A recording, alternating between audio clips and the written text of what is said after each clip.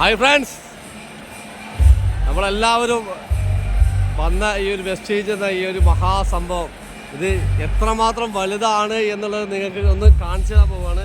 ഈ വീഡിയോ കണ്ടാൽ നിങ്ങൾക്ക് കുറച്ചെങ്കിലും മനസ്സിലാവുന്നുണ്ടാവും.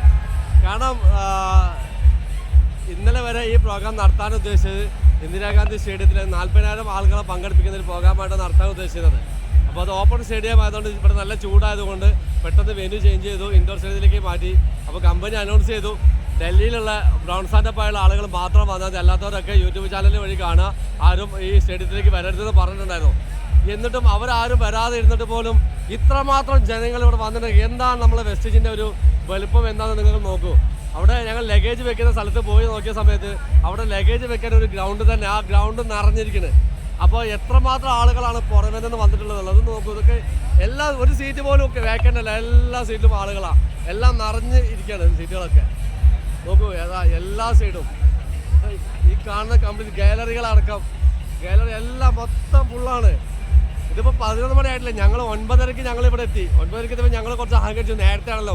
ഇവിടെ കയറി നോക്കി ഇവിടെ ഇരിക്കാൻ സ്ഥലമില്ലാത്ത അവസ്ഥയാണ്. 11 മണിക്ക് നടക്കുന്ന പ്രോഗ്രാമിന് ഇതാ ഇപ്പം തന്നെ കംപ്ലീറ്റ് ഫുള്ളാണ്, എല്ലാം ഫുള്ളാണ്. ആകെ നമുക്ക് എത്താനുള്ളത് ഇതിൽ ഞാൻ കാണിച്ചു തരാം. നിങ്ങൾക്ക് ആകെ എത്താനുള്ളത് DUCകളെ